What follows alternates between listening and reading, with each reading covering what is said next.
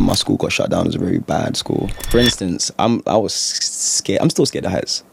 But yeah, a pivotal moment was as well when I saw someone get shot.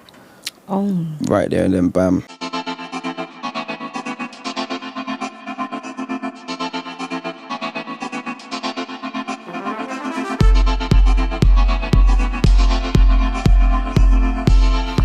Hello and welcome to another exciting episode of With Nyasha Michelle. If you're watching or listening, you're probably thinking, girl, you say it's an exciting episode every single day. And listen, every single time, I actually mean it. And I'm going to allow you guys to tell me whether I was right at the end. Okay, so my guest today is someone who's really exciting. He's an expert in something I love. I'm going to give you a clue. It is sports, something I'm way too short, by the way, to play. It is the one and only Joel Henry. How you doing? I'm good, thank you. How are you? So, are we using Joel? Are we using the Royal Guard? Which name should I be addressing you by? I mean, it depends what we're talking about then, innit? If it's basketball or my normal life. Okay, so we're going to do a mixture of both. So, for now, I'm going to talk to Joel. Mm-hmm. And you're a basketball dunker, essentially, right? Yeah. But before we get into that, and how someone even, especially someone from the UK, becomes an expert at that, let's first dive into it with a question I love to ask all my guests when they come on the show, which is, what is one defining moment that led you to where you are right now?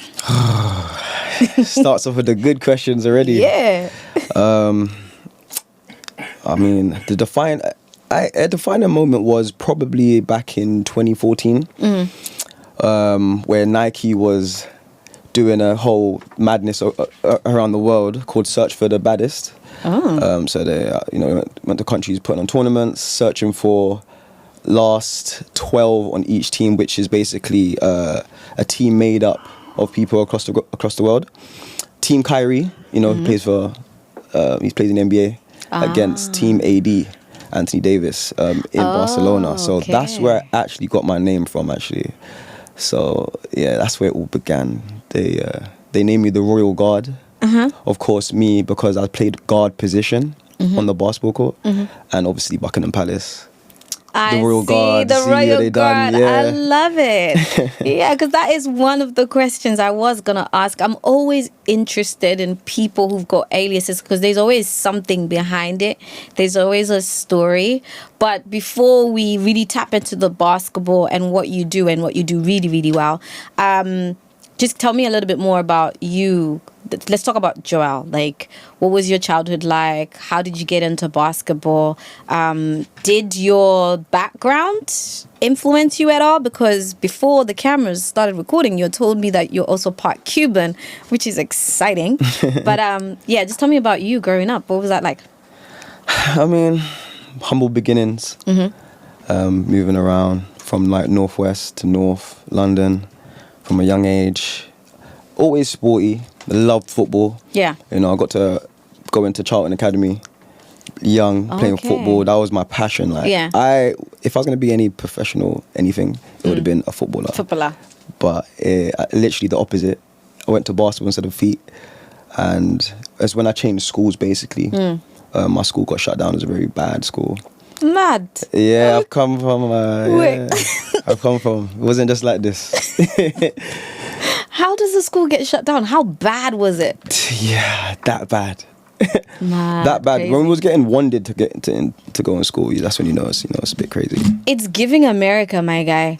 So you guys had to be like, they had to use a metal detector to make sure. Yeah. What is it like as a young black boy growing up, going to a school like that?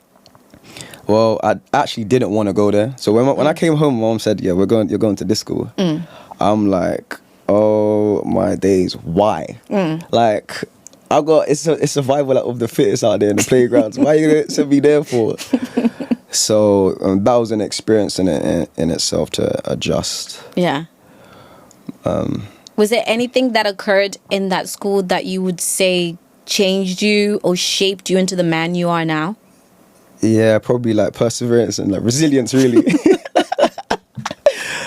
You know, I don't even know how it is in school these days, but yeah, when it comes to the playground and even like people jumping into classes and doing madnesses. Oh my gosh. Yeah, man, it was a wild school. This is crazy. I mean, my college was I went to a college which ended up like, I think they had to end up completely getting rid of the name and everything, like restructuring everything. Oh, so you know what I'm talking about? I know what you're talking about. When I heard about that, I was like, yeah, because it was a little bit of the ghetto over there. But the education style was actually really good, which is funny.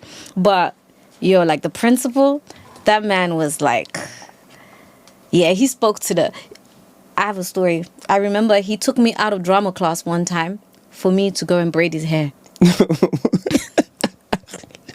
What? The principal of my college came into the class and he was like, oh, I need, like she needs to come out. So then like everyone thought, oh, something's going on or whatever. And then he takes me to, we go to like the office or whatever. And then he says, I think he had like some type of performance he wanted to do for the students. Right? Okay. And he wanted to be cool and whatever. So this man asked me to braid his hair. I wasn't the only kid in the office, by the way. So it wasn't necessarily like that, but it was still wild. So when I came back to the class and people were asking me, oh, why did the principal call you? And then I told them, everyone's like, what? I'm trying to like, did you have a braid in the school? Kind of like how? Why did he know like? Listen, I think because when I was in high school, me and my friends used to braid it, and we used to have little papers with like the designs and stuff, and we used to charge people £5, £10 if you want too many. Hustle. You know, we had to hustle. So I think at that time he knew, because this was not high school anymore, this was college. Oh, okay. So I was about 17, 18. But yeah, you and your ghetto school experience reminded me of that, because I forgot about that. So I kind of have a little bit of an idea. So is this where you picked up basketball, or you picked up football, or you were just trying to survive? I mean, of course, surviving. I was surviving. I wasn't like, I wasn't a victim, but I was surviving. Yeah.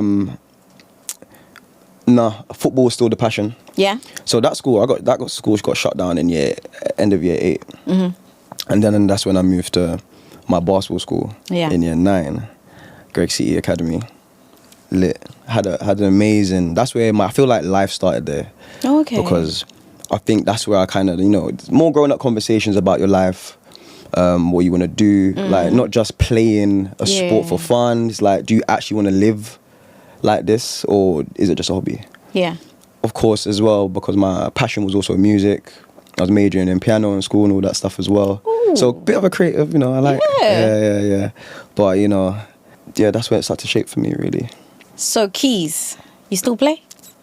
Oh, nah, Oh, man, seriously? But I know. I feel like it's muscle memory, though. Maybe, like, sometimes. It probably is. It's like riding a bike, man. Yeah. I can visualize you dunking. Yeah, you dunk, right? And then as soon as you get down, you go straight to the piano and you start playing a song. That might be a play. Might be a play. I'll leave it for AI. That's true. So you're in year 9. Yeah. You decide, all right, basketball is the thing for me. And then where do we get to you actually deciding that you want to be a dunker? How did that happen? So I think at the time I was playing pro in this country for Surrey Scorchers. So at the time the league here was called the BBL, British Basketball League. It's changed to the SLB now. The Super League Basketball, something like that. Yeah. Okay. And every professional system has an all-star weekend and stuff like that. So I got invited to the dunk contest in the finals. I think it was at the time my first one was in maybe Birmingham NIA Arena. Yeah. So that was like huge. I was like, I got to Birmingham to do some dunk stuff. Bearing in mind, I was quite athletic, but that's where I kind of picked up, because my manager, who also hired the other dunkers from who's on my team now. Yeah. He organized it all, and basically from then he was like, listen, if you ever want to stop playing, you just want to dunk, really, I got an avenue for you. I was like, what do you mean avenue? What? Like dunking? I'm like, what's dunk, bruv? Yeah. I play ball. I do the real deal. I'm a hooper. And obviously I love dunking, but I don't know anyone actually living and having a career off of it like that. Yeah. Especially over this side. That's what I was saying earlier. That I was so happy that I was gonna have you on, because I'm sure there's people who've got questions, and if they don't, they're going to realize they had questions after I ask you them. Because I know about, like, I mean, people, we know about it, but we see it more in America. And I used to like watch sometimes like the dunking contests, and they were just like a bit of entertainment on the side. But I never really knew that was a thing here. Neither, like you say, that someone could actually make it a career. But you've managed to do that. Yeah. Thank God, man, you know. Yeah. Give God the glory every time. Yeah, you know what? It wasn't even a planned thing as well. Like, yeah. Of course, when I started it, I was still playing basketball, juggling. But then it got to a position where I was like, I have to pick. Like, I have to put one down because the training style is different. For me to play, I need to be a bit more heavier, more physical to be able to get the bumps and the knocks against the bigger players. Opposed to when I'm dunking, I gotta be strong, but I gotta be lighter for, you know, joints, longevity, just to be able to flow in the air without being bricky. So it's like there's a whole science to it as well. So you mentioned playing for like Surrey. Surrey what? Scorchers. Are they like the team for Surrey the area or Surrey University? Surrey the area. The area. Yeah. All right, cool. Because I was about to say, oh my gosh, because I went to Surrey University. Oh, swear. That's crazy. So we used to train in that. So Pro League, BBL, we was training in that facility. Yeah. And then uni, we went to, at the time I was in university in New Bucks, High Wycombe. So what did you study at university? Sports science. Okay. Yeah. Did you know then, okay, you're still going to pursue being an athlete, or were you thinking maybe you want to be like a sports, what they called, physicist or whatever? It's not. Oh my gosh, guys. Therapist, that's it. Yeah, is that what you're thinking of doing, or you wanted to pursue playing? No, always playing. I feel like it's me knowing more about the area, you know, the body. It will just make me become a better athlete. Yeah. I've always been basketball, playing a professional. But once I started, that was it. I needed to be a professional. Yeah. In basketball. And you knew this was for you. So if we go back to what you were telling me, you were playing basketball. Somebody says to you, like your manager says, hey, if you ever want to like pivot, I've got a way in for you. And if clearly you did that. So tell me what happened then and why you actually chose to go that way. I mean, at the time, you know, the money wasn't really great. Playing basketball in the UK. I'm not sure how it goes on now, but when I was there, I wasn't really a viable thing. So a lot of the time when it comes to like being a UK basketball player as well, was like, to make it make sense, you'll probably have to coach as well. That stuff as well. And whereas it's not really, there was no system where it was like to help you work on your IP, you know, or anything like that. You know, marketing is all about the team really. There wasn't like options to make money on the side with brands or anything like that. So whereas dunking, it was all about that. Like, really? Yeah, it's all about your IP, man. It's all about, you know, doing a viral dunk, doing the best human being to do certain things. There's so many different elements to it as well. And just, you know, the league itself. So currently now, I'm part of a league called FIBA 3x3. It's an Olympic sport. You know, we've got NBA players in our south playing in it as well. It's the new wave. It's been the wave, but it's the new wave. Wow. So that's a seasonal thing. I represent GB, of course, going around the globe, participating against other countries. Yeah. So now, what we're doing as well, like on this level, it's just like we're literally creating new dunks. Yeah. That no human's ever done. Like what? Please tell me. I don't know. For instance, like, there's only a few. So when it comes to like being a professional dunker, a lot of the time, the whole world looks at the NBA or what the NBA, obviously, dunk contests do, what they do in there. But right now, they're looking at our content to get inspo to win in the NBA dunk contest. That's where we've taken it to. Opposed to it would have been the other way around. How long has it taken for you guys to be... Is it correct for me to say, how long did it take for you guys to come from being the underdogs to being the ones that they're now looking at and being like, yo, we need to get inspiration from them? I feel like it just, you know, keep on pushing the culture, you know, trying to overcome boundaries. So these viral dunks that was happening, these moments that we were doing, we're shedding light on it. For instance, like my old teammate Jordan Kilgannon from Canada, he done a viral moment where he done his dunk that he made up in front of like Drake and stuff like that in the All-Star weekend. I don't know if you've seen it, but yeah, he's wearing a big DE, Dunk Elite. That's my team on his jersey. And that went huge. His career literally skyrocketed from then. Because now everyone was like looking at, wait, hold on, what on earth was that? Yeah. The dunk itself, because no one's ever seen it like that on that stage. To, yo, this and that are there. So if we're unable to show it on YouTube, or if someone is listening, how would you describe this dunk, and why was it a dunk that people have never seen? Because, one, obviously no one's done it. But imagine a person standing underneath the basket. Yes. Holding with the ball above his head. Yeah. And then the dunker now coming out, jumping up, grabbing the ball, going past the rim, and then finishing it behind them without looking. What the heck? Yeah. And then landing on the other side. That's called a scorpion dunk. Sheesh. Yeah, so those are the kind of stuff we're doing. Like I'm putting two people on their shoulders. Well, putting someone on someone else's shoulders. Yeah. With the ball at the top, and then jumping up, catching the ball, and reversing it.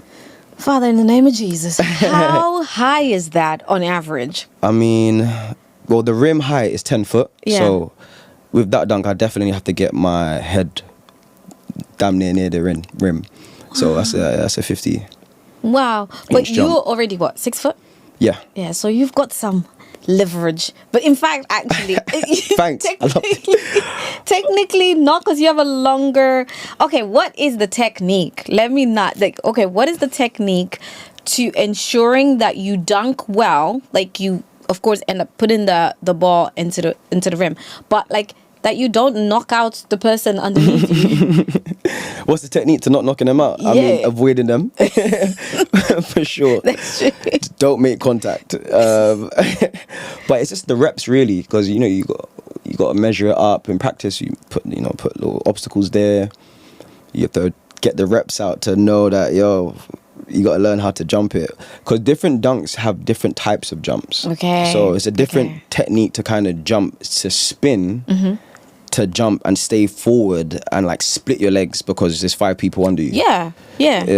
Because that's what I was asking, like, what's the technique? Because like, let's say someone that hasn't necessarily seen it, like, I think someone will be wondering, do you like tuck your legs underneath you? Do you spread them out? Because I've seen some photos of you that are just and then of course I've seen you dunking, right? Yeah. And I'm just like, what the heck is he doing? Like, how do you, and your legs just seem very like, very free flowy in a way, but then there's clear technique in it, because if you see a still photo of it, they don't look like you just let them flow whichever way. No, do you know what I mean? No, it's all about the technique. So I feel like to answer that question in a short way, because there's a rabbit hole of this. Okay. But I would say it's the penultimate step, and that's the last step before you commit to jumping.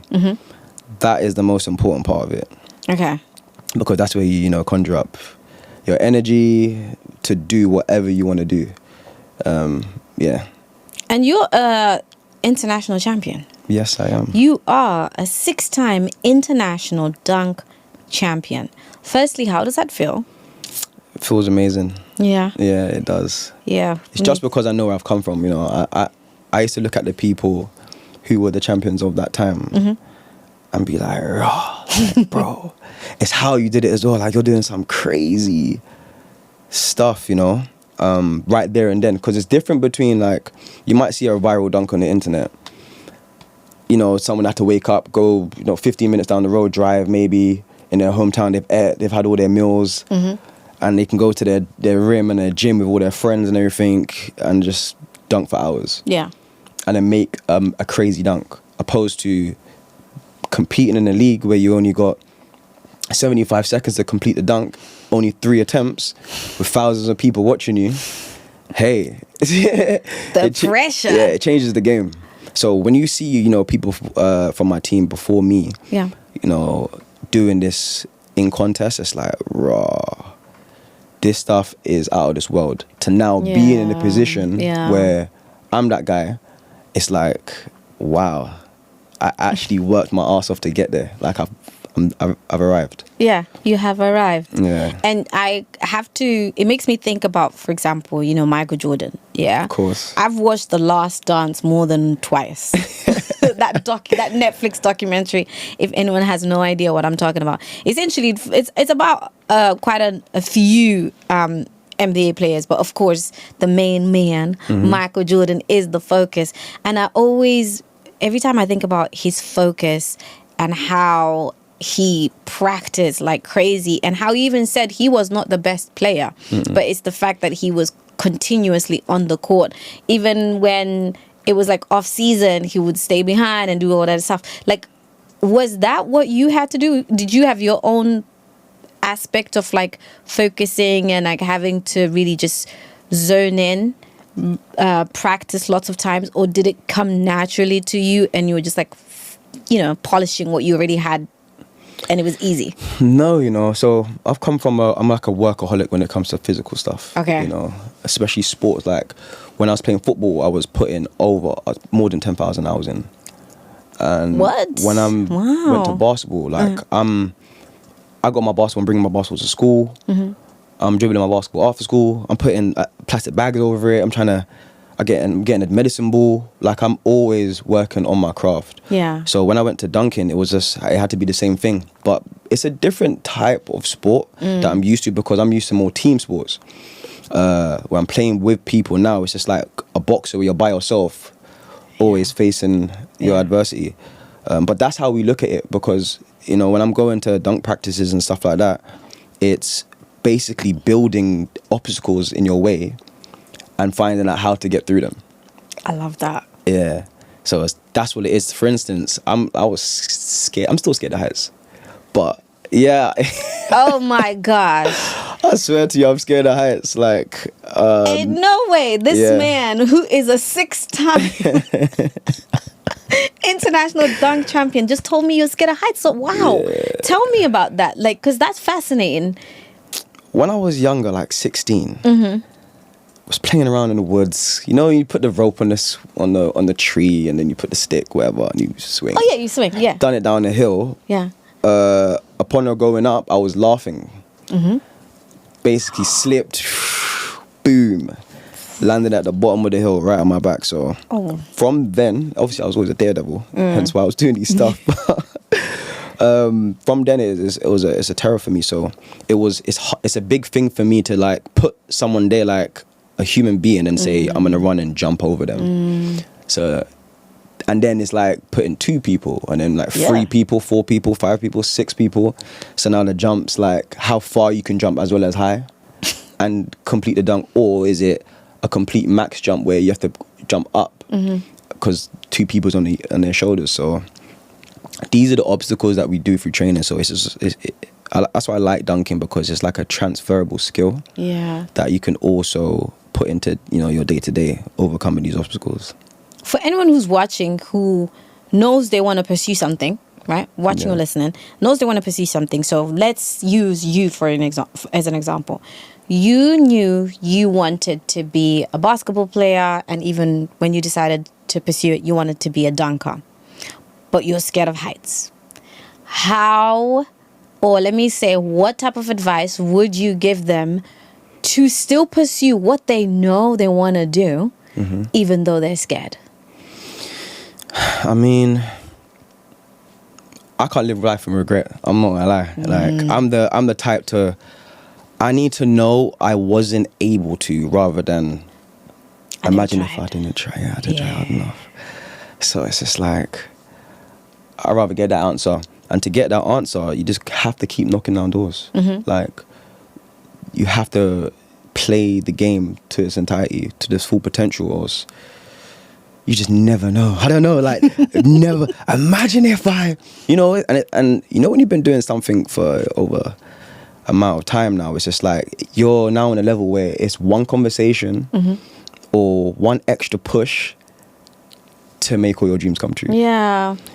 So yeah, I like that. That's true. But I would say when it comes to a lot of the people who I've spoken to, and one of the things I would say that links all you guys, that's similar about you guys, is like you're all high achievers, one way or the other. So this is why I love speaking to people like yourself, because I also see myself as that type of person. But I love seeing what you guys have achieved, and then for some reason, I'm like, how do they do that? Like, how?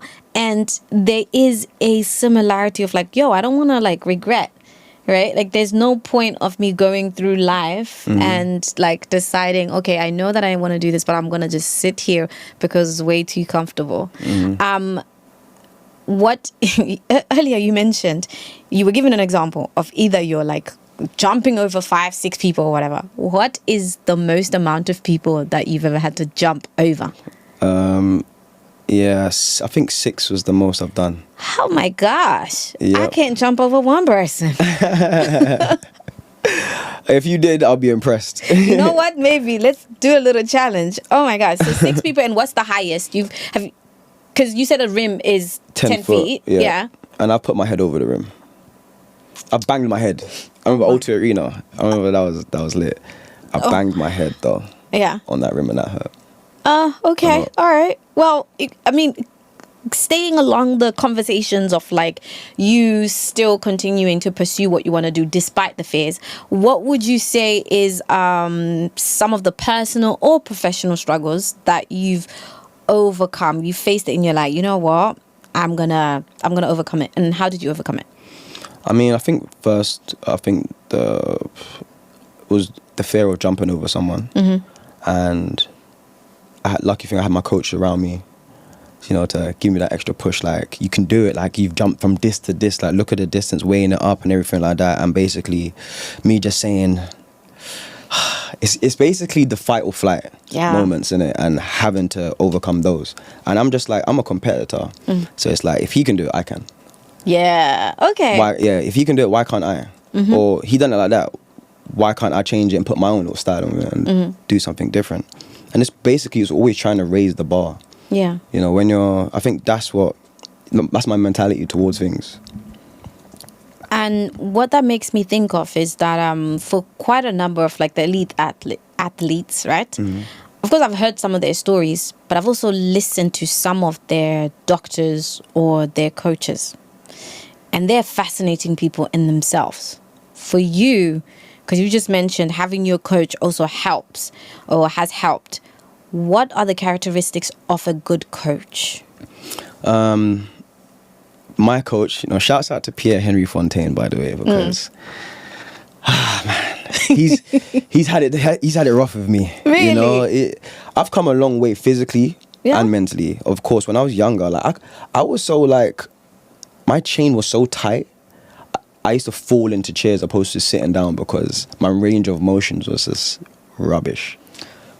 What? Yeah, so I literally would have to fall back in the chair when I was like 20.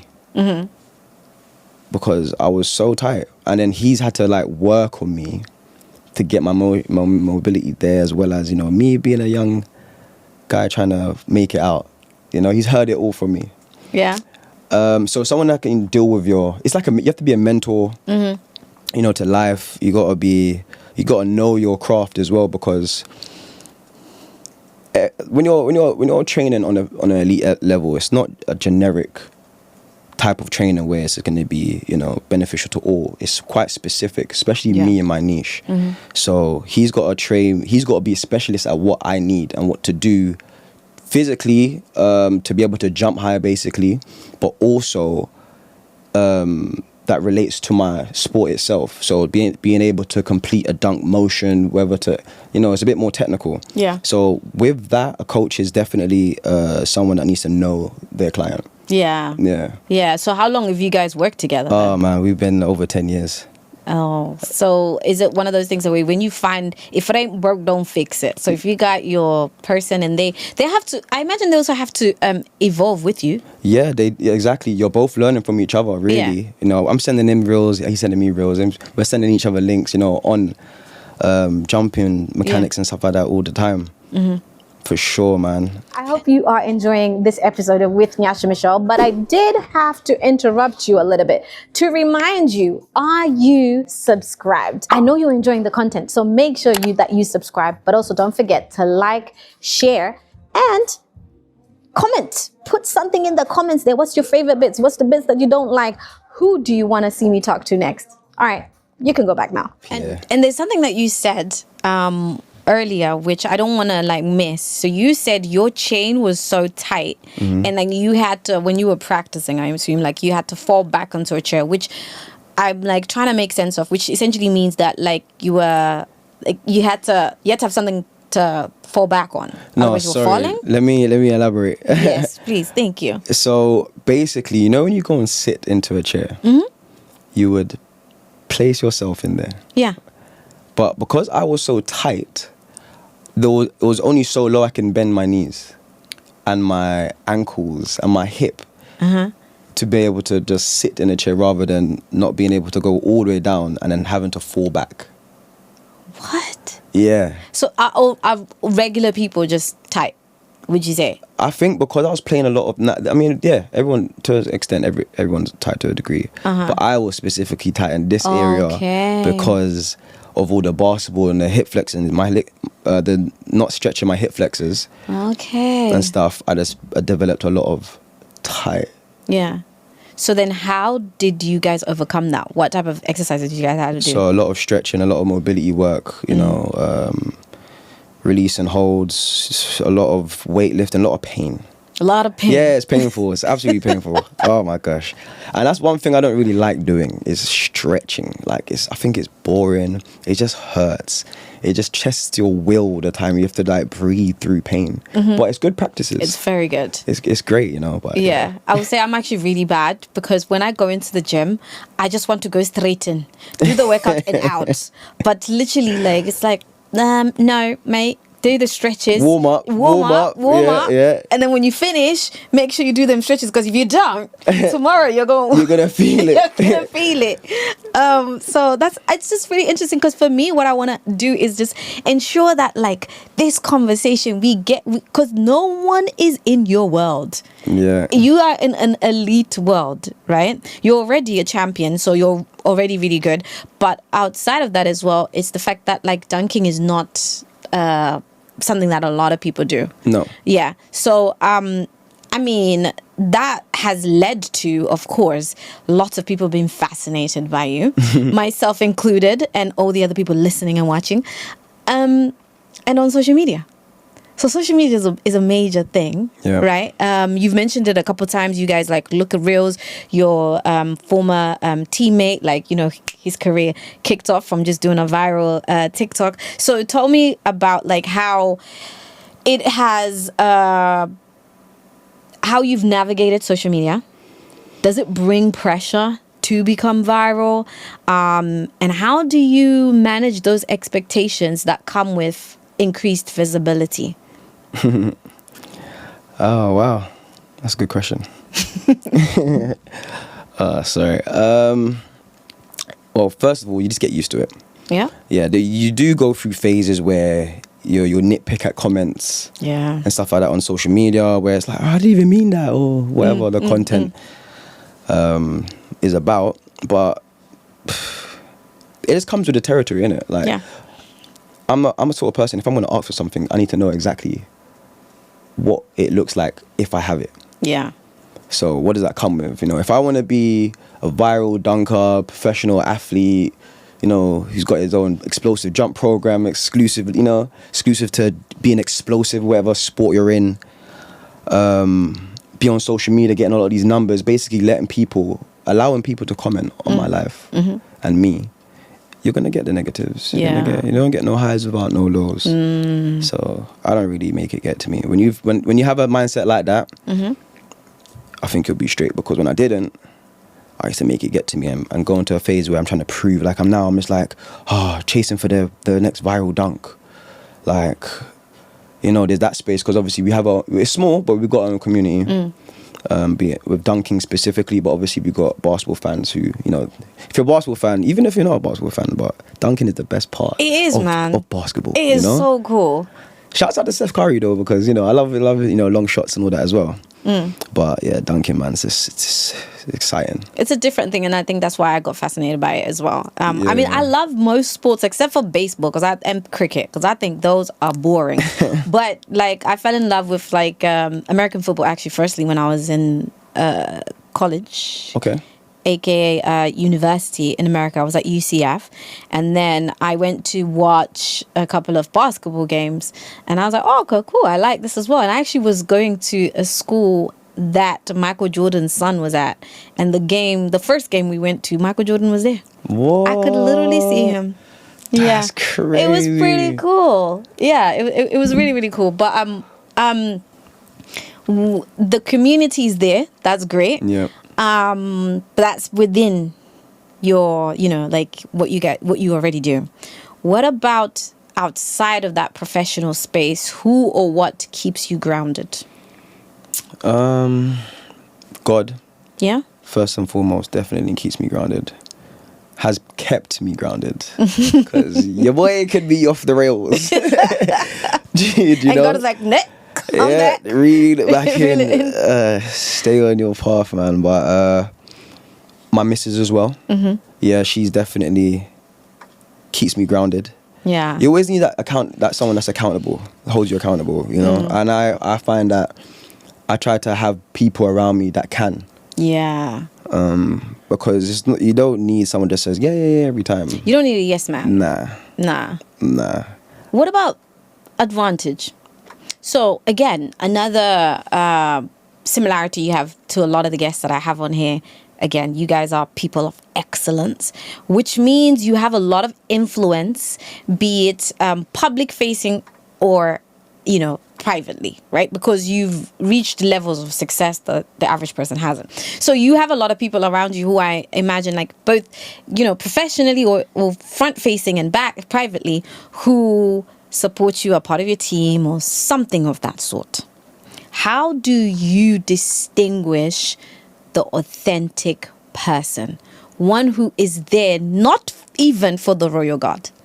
One who is there for Joel, no matter what's happening, come rain or shine, who's there when you are up and when you are down, whether you're successful or whether you're not.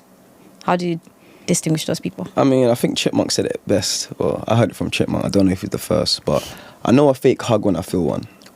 Wow. And I feel like patterns, of course, says a lot, but you can feel someone that's, not supposed to, it doesn't align. Yeah. Yeah. But I've got my people that I can always tap into that showed me why they can be loyal. They're loyal people, they're genuine people. Because when things happen in life, and life's the best teacher. Yeah. Yeah. Have you ever had to navigate that space where you had someone you were quite close, and then for whatever reason, you realize, hey, I don't think I can carry on taking my steps in life with this person? And how did you navigate the separation? What did you do? I mean, I feel like that was obviously stuff like that happens along the way multiple times. But I think the biggest pivotal moment where I learned that lesson was probably when I was coming out from the gang culture. Ooh, so okay. Yeah, that's where I was in that world, and then lucky thing I had sport, like basketball saved my life, really. Really? Yeah, I'll be so real with you. I've been in some crazy situations where I'm just like, life decisions need to be changed because. So you're just dropping a ball on me of a life that, like, I just feel like I'm like, wait, well, hold up. So a lot of people will be inspired, especially when you have someone like you who's achieved success in what you do, and you have a story to tell, and you've had to navigate something where you've had to get yourself out of a way of life that really could have taken your life a completely different negative direction. So this gang culture thing, real quick, like what happened? were you in it when you were younger? What are some of the things that you experienced, and how and what made you like, yo, I gotta get out of here? Yeah, I think, you got older family, siblings and stuff like that who are involved in gang culture. It's just so easy to dip in it, especially when you're around them. You grow up together. But I feel like I was living like, two lives, I would say. Because, of course, the hours you got to put into play basketball is crazy. But my first year of trying to play like National League basketball, I was on tag. I had curfew for the whole year. So it was like I couldn't even go to training when it comes to playing after school. So I missed the whole year when I first started. And then learned to choose basketball over chilling with friends. Was it difficult? It was absolutely difficult because it's just your mentality when you're in that stuff is totally different from when you come out.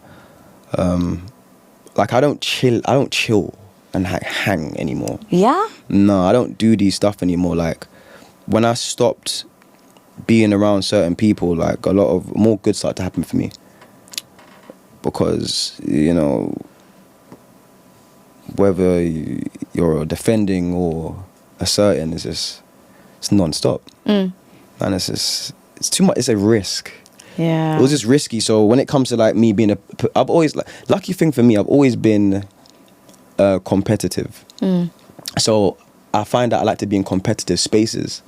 So that's why I play sports, but when it comes to like gang thing, there was like elements to that, but this will outweigh it all the time. So that was a big thing for me to kind of stay playing around, being around basketball.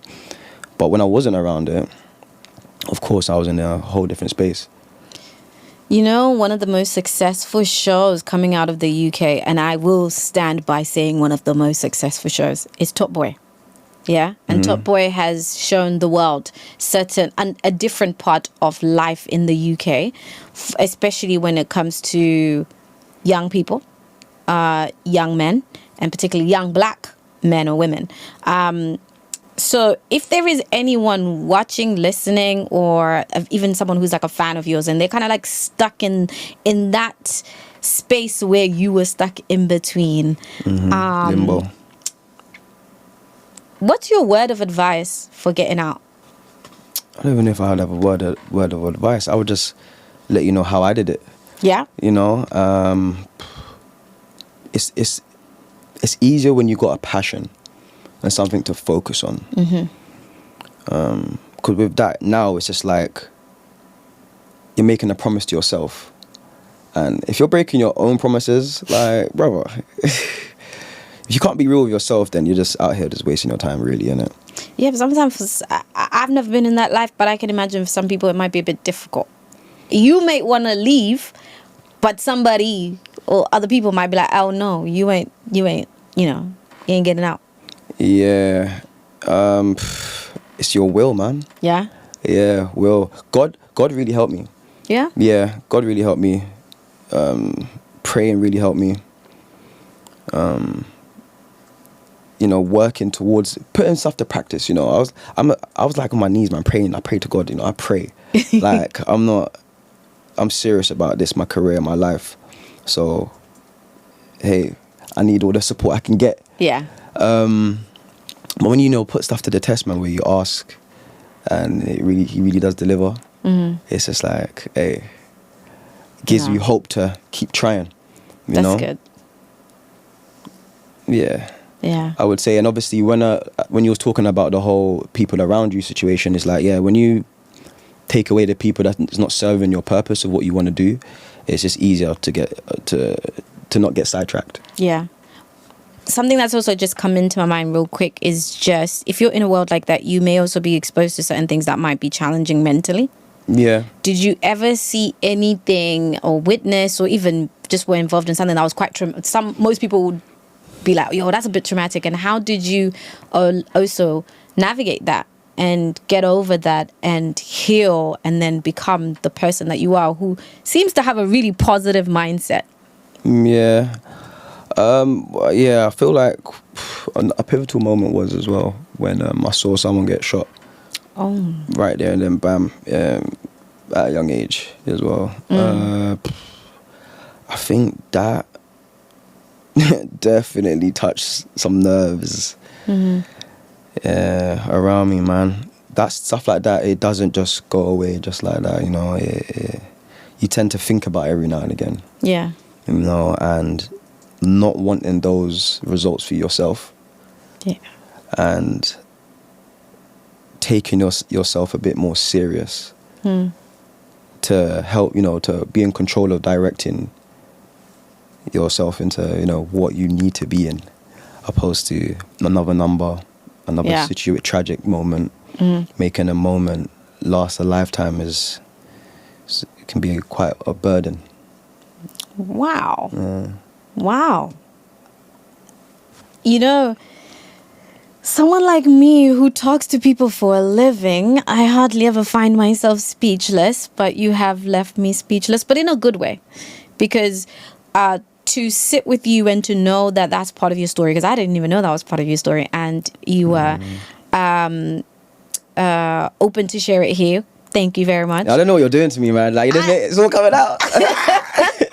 There is nothing at all, guys. I don't even like to talk about this stuff as well. So I'm so sorry.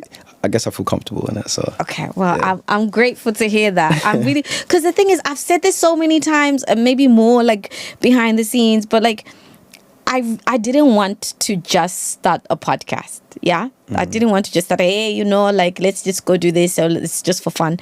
But when it was placed on my heart, when God placed it on my heart, I was like, you know, if I do this, and with everything I do, in fact, even with my life as a journalist, if you look at a lot of the work that I do, if I'm going to do something, I wanted to make impact in people's lives.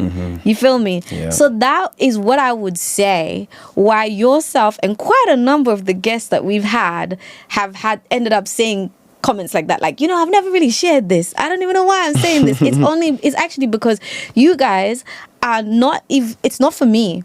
It's for the people who are watching and who are listening, be it that they're listening on the day that this was released or 10 years from now. So I really genuinely appreciate you being comfortable to share that, because I know there's people who might not even be in that type of world, but in a different type of, like, you know, situation in life, and just hearing that what you've said is going to inspire them one way or another. It's definitely inspired me. So you leaving legacies, and in terms of legacies, because I want us to end this on a high note. In terms of legacies, what legacy do you want to leave on and off the court?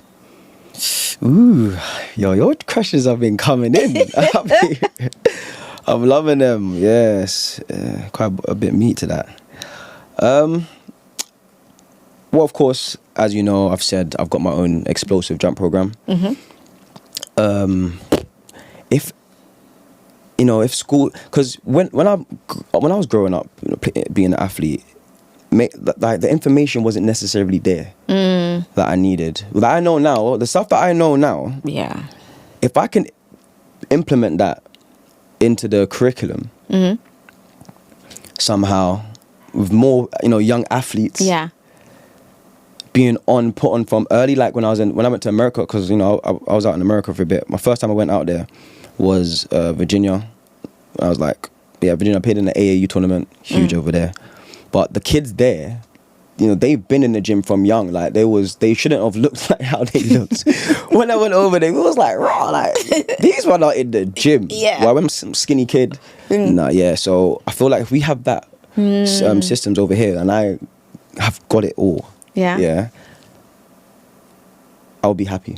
There's another avenue for young basketball players to also not quit and like go to the dark side, essentially. You know, fall off, because there's a lot of the time as well, guys wouldn't make it pro being a professional basketball player, and they don't want to be an official, like a referee or a table official or a coach, where I've now built an avenue for young athletes to also be a professional at, you know, being within the sport itself as well. Yeah.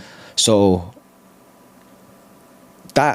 this building that more is definitely something that I pride to hopefully become a legacy. Yeah. Part of mine anyway. So. Oh, that's cool, man. That's cool. And I'm all about relationships. So over here with Nyasha Michelle, we're going to keep watching when you are achieving that, because I believe with dreams and passions like that, it's not just a one thing. Okay, we've done it. That's it. It's a process, firstly, but also it's like you are in a field, you plant, and then there's harvest, but there's more as well that keeps coming. So that sounds amazing. I will be on the lookout for that. Planting seeds, yeah. Planting seeds. Now I want to get to a section called Pass the Mic. This segment is a fun one. Yeah, I like the way you rubbing your hands like that, because you're like, all right, cool, what is this? Is this something like a winner? You said this before. I really should have given you some type of gift. Yes, I'll give you. You win something. Yay. So Pass the Mic is essentially in the name.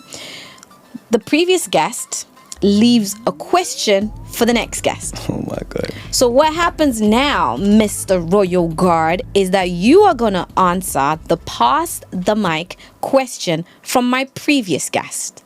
And my previous guest was the one and only Gracie May. I had a wow conversation with her. She is in the music industry. Mm-hmm. She's doing some incredible things like you are in music. She sits on all of these boards, Grammys, Mobiles, all of that, man. She's representing for the culture, right? Oh. So her question for you is, what are you most looking forward to in the future? Ooh. What am I most looking forward to in the future? I would say this. I thought become, more myself, who I am, who I'm meant to be. My manifestation. I think that would be my answer to that. I love that. You know what? I really like that, because I think I don't need to comment on everything. It's okay. I love your answer. Now you get to leave a question for my next guest. Ooh, should I just be one of them? Nah. Anything you want, by the way. It can be as simple, as complicated, as cheeky as you want it to be. Okay. I think that's funny. Put me on the spot here. Can I know who your next guest is? No. Okay. That's the fun in it. Okay. I would love to, but no. I'm just going to make it a little bit more challenging like that. Hold on. It's coming to me. Don't worry. Take your time. I like that question as well that she asked me. Yeah. So there's a rule. You cannot take the previous question. Oh, okay. You have to do something different. So I want to try to remix it. Cool. Okay. What is making it for you? Okay. What is you know what I mean by that, do. innit? Yeah. I what do, is actually. making it for you? Yeah. What position do you need to be in when you said, yeah, I made it? Oh, I love that question. Yeah, I think that one. Let's see what happens with that one. Yeah. No, I love that, because for people who are like focusing on life and you're wanting to do this, you're wanting to do that, sometimes you actually have made it and you don't look back. You don't sit down and just be like, yo, hold up, I did a thing here. Yep. And then for some people it's just like go something that I'm actually learning. So thank you very much. I love that question. Now I am speaking to the Royal Guard. Yeah, I'm not speaking to Joelle, and we are gonna do a game called Dunk or Pass. You have 2 cards in your hands. One of them says dunk, the other one says pass. So don't take too long thinking about these, yeah? So you have a time, and you already know about this life of making decisions real quick. So I'm gonna say a statement, rapid fire question, and then you just either hold up dunk or pass. Yeah? Bet. Are you ready? Yep, ready. Cool. Dunking over a moving car in front of a crowd. That is wild. Yeah? Yeah. You were, what was that? Dunk. Dunk. All right, perfect. Just because we also have a, yes, say literally it. just, yeah. Okay, cool. Breaking a Guinness World Record with a dunk. Oh, dunk. Yes? Is that something that you're going to be doing at some stage? Yeah. Hey! I had the opportunity to do that, one time. Yeah? But I got booked away. Literally. So it was either do that in London. Yeah. But my teammate done it, which was Grabo. Okay. Yeah. When the time comes for you to do it, because Guinness World Records are still there, please just invite me. Okay. Yeah, I don't want to just watch on the TV. I want to see it. Live and direct. All right, next one. Dunking while wearing a superhero costume. Ooh, yeah. Dunk, yeah? Been told that many times. And which superhero costume? Ew, in which? Yeah. Probably would have to be like Saiyan. Super Saiyan. So, Yeah. nice. All my DBZ heads out there, come on. Millennials. That was okay. I like that because I did not expect that at all. All right. Turning one of your dunks into a viral TikTok challenge. Yeah, dunk. Dunk, yeah. Dunking at the NBA All-Star Weekend. I've done that. You've done it already. Wait, have I? Yeah, I've done it at the weekend. Yeah. Okay, cool. So we dunking. Yep. Okay, cool. Well, actually, do you want to do it again? Yes, I want to do it again. All right, so we're dunking twice. We're dunking twice. Yeah. Dunking while holding a slice of pizza. Pass. Why not now? I just think it's a bit, not my thing. It's a bit corny for me. All right, cool. Skydiving and dunking mid-air with the hoop on the ground. Oh, I've literally told you about my fear of heights. Okay. But that's still a dunk because it's fight or flight moments. We love that. We Yeah, love that. yeah. Now, dunking in a wedding suit at someone's wedding reception. Man, I'll do that. You would? For my homie, yeah, I would. You know what? When I'm getting married, I'll call you. Yeah, I just need some traction. I don't know what Stacey Adams, what shoes can I wear? Basketball trainers? What can you wear? We don't want you to break your back. That's the thing. Okay. I would like to, knowing myself, I would want to make things a little bit challenging, but I don't want you to wear the wrong type of shoes. Yeah, okay, cool. So yeah, maybe you can still wear your... Maybe at that time I'll have my own pair of... That's it? Yeah, okay, designer cool. trainers. Yeah. Some Royal Guard Some trainers. TRGs. Yeah. All right, Yep. cool. Dunking blindfolded over 3 people. That's absolutely wild. Dunk. Yeah? Yeah. Okay, when you do it, make sure you call me. Dunking with a celebrity guest as the prop. So this is a high value individual. Ooh, I've done quite a few high value. I would call them high value people. Yeah. So But I would do that again. You would do Dunk. it again. Okay, dunking into a giant pool of slime. For a TV show. For a TV show, yeah, that's a dunk. Yeah? I had to dunk in the Red Sea in Neom. No. Yeah. How did that work, sorry? Yeah, How did you it was me jumping off of the side. Into the sea. Yeah, it was shooting some sort of commercial. Yeah. Oh, that's... It was mad. That's actually pretty cool. Now let's go into our social media live. Posting on Instagram every single day. Every day without a fail, you must post on Instagram. That's a lot, Yeah. I've done that. I can do it like 3 months every day. Yeah. Every day for the rest of your life. For the rest of your life. Yeah. That's a pass. Yeah. That's like torture for me. Yeah, that's a pass. Yeah. Being in a reality TV show. I've been on a reality TV show now. That's a dunk. I'll do another one. Which one were you in? Wait, was I on a reality TV show? I was on a dating show once. Is it? Yeah. How was it? It was alright. Did you find a girl? At the time, we left as a cabin couple. So it was called The Cabins on ITV. But yeah. Ah, wow. Okay. Yeah, but, So would you do it again? Would I do a dating? No, but normal something else? Yeah. Yeah. Yeah. Done. Okay. Yeah. Cool. Doing a 9-to-5 office job. Sorry, pass. I'm just not the guy. You can't do it. No, I can't do the one there. No. Okay. We spoke about Instagram, but now let's talk YouTube. Being a full-time YouTuber. I would love. That's a dunk. I would love to be a full-time YouTuber. Yeah. Yeah. Okay. Why? I just feel like it's the platform where you can be yourself as much as you want to be. You can do long form, short form. Pays the most. That's true. Yeah, man. I feel like, like we've been talking about legacies and stuff like that. It's just you want something for people to like look back on and evidence, That's receipts. true. It's cute. That's yeah, true. family, just little ones, whatever. Yeah, you be like, that's daddy right there. Yeah. Okay, I've been it since. Told you I done that. Exactly. Dunk. Getting a tattoo of your favorite dunk moment. Ooh, that's a dunk. I probably would. Yeah. Yeah. Where would you get the tattoo? I got a whole back piece. I got quite a bit of tats, to be honest. Yeah. But I think that particular one, it fits the idea of what I want to kind of do on my back anyway. I've got one already, but yeah, I'll put it on my back. Okay. All right. And last but not least, retiring from dunking in the next 5 years. 5 years. Ooh. I mean, do I want to? I mean, till the wheels fall off. Till the wheels fall off? Dunk. Okay. So that's a pass then. So that's a pass. That's a pass then. Yeah, that's a pass. That's a pass. That's a pass. We're passing because you are going to continue. Till the wheels fall off. Even when them knees is like, I can't do it. I can still do that, youngin'.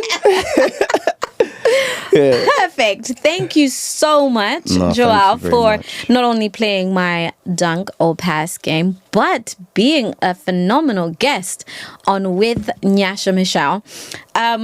There's a lot of people who already know you, but there are some, I hope, who have just met you. Either they've watched this or they're listening to this. If they want to follow your journey and, see that legacy as it's playing out, where can they find you? And you can talk to that camera. One right here. Yeah. My eyes are like burning. Tell me.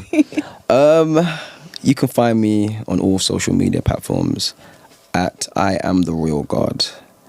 Google me, Joel Henry. Find me on YouTube, Joel Henry. Yeah, we don't use X right now no more. Everyone still use it? I don't know. Yeah. If you are on X, because some people are. Yeah, JRG Henry. I need to change that, but yeah. Yeah? All right. That's me. The Royal God, thank you so much for joining me on the show. I am looking forward to coming to see you break more records, become more of an international champion, especially getting that Guinness World Record. Thank you very much. Hopefully I'll see you at the next celebrity game. Yeah, you know what? I might have to just bring you out and say, hey, man, you got to be part of it now, You got to get the clip. What? Let's do it. Yeah? Let's do it. 100%. Cool. I'm coming to the next one. What should you see this? Yeah, you guys make sure that you continue to not just follow the podcast, follow me, but go ahead and tap into Joel Henry's life, the Royal God himself. Thank you for watching. Thank you for listening. If you are not already subscribed, please do. And tell a friend to tell a friend, and make sure you even listen to us on all podcast platforms. And yeah, guys, what can I say? I've had a great conversation. I hope you have had a great time listening to it, and I will see you next time. Bye. Peace.